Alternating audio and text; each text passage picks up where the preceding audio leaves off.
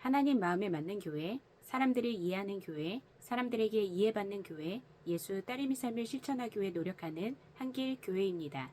믿음이 재산입니다. 기도가 방법입니다. 예수님이 해답입니다. 오늘 함께 나눌 하나님의 말씀은 사무엘상 2장 30절 말씀입니다.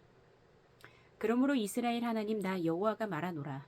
내가 전에 내 집과 내 조상의 집이 내 앞에 영원히 행하리라 하였으나 이제 나 여호와가 말하노니 결단코 그렇게 하지 아니하리라.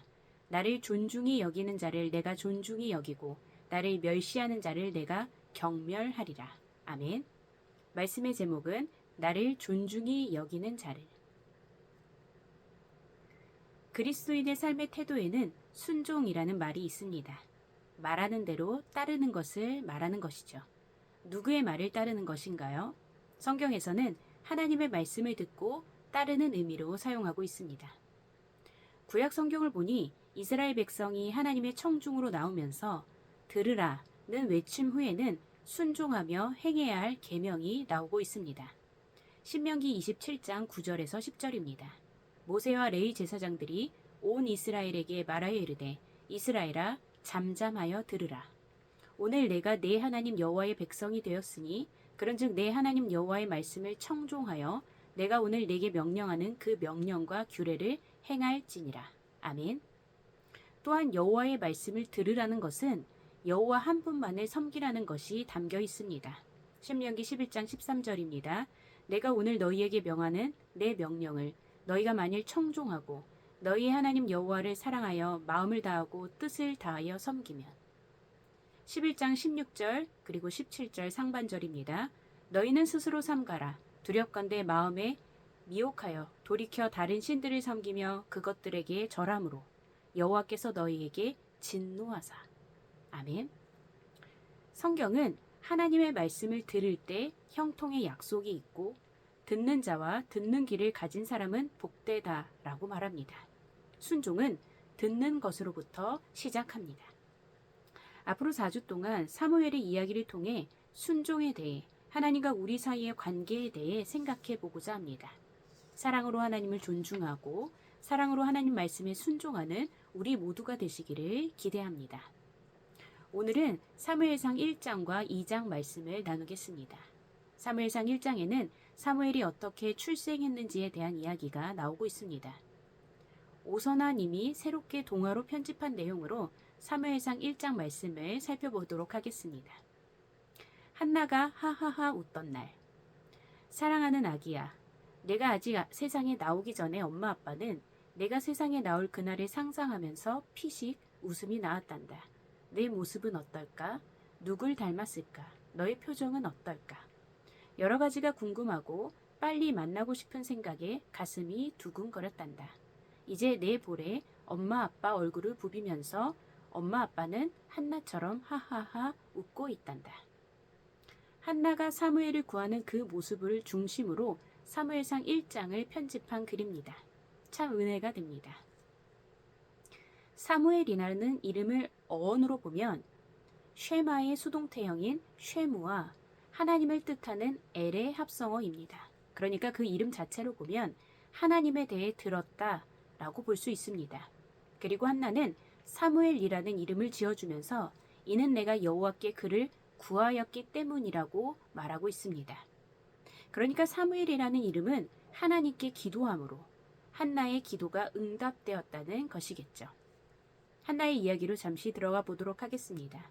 남편 엘가나와의 관계, 그리고 남편의 또 다른 아내인 브닌나와의 갈등에 대한 드라마 같은 부분은 일단 제쳐두고 한나의 기도, 그리고 하나님과 한나 사이의 대화에 집중해 보도록 하겠습니다. 한나는 아이를 갖지 못하는 괴로움으로 울며 기도합니다. 그런데 하나님은 한나에게 어떠한 말로 대답을 들려주시지 않습니다. 그러자 이번에 한나는 하나님께 한 가지 약속을 합니다. 하나님, 만일 하나님께서 저에게 아들을 주신다면 그 아이가 평생 하나님만 섬기도록 하겠습니다. 그리고 나서 당시 대제사장인 엘리의 입을 통해 하나님께 기도한 한나의 기도가 응답될 것이라는 사인을 받게 됩니다.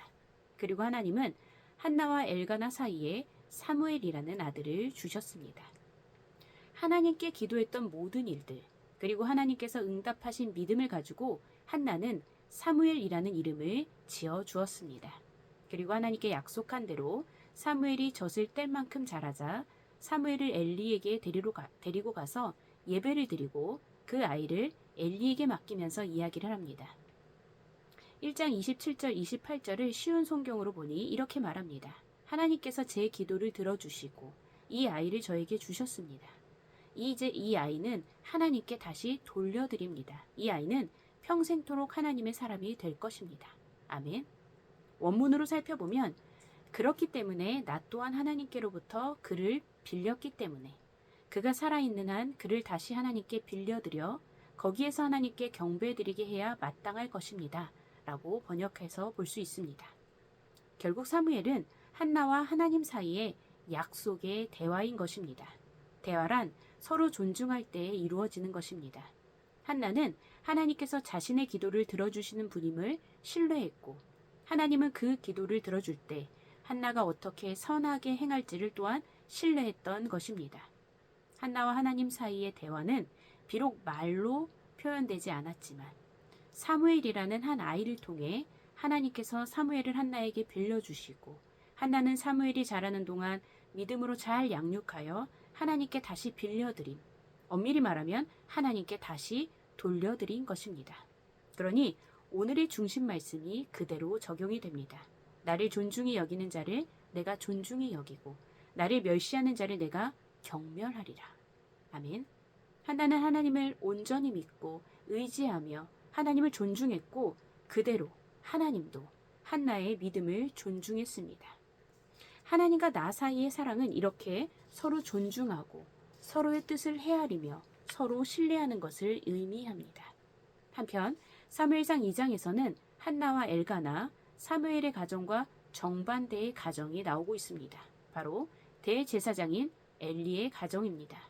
엘리는 대제사장으로 세움받고 그의 가족은 언제나 하나님의 말씀대로 살아야 할 하나님께 바쳐진 사람입니다. 그러나 엘리의 아들들은 자신의 지위를 이용하여 수많은 악행을 저지릅니다. 이미 이스라엘 백성들에게 소문이 날 정도였죠.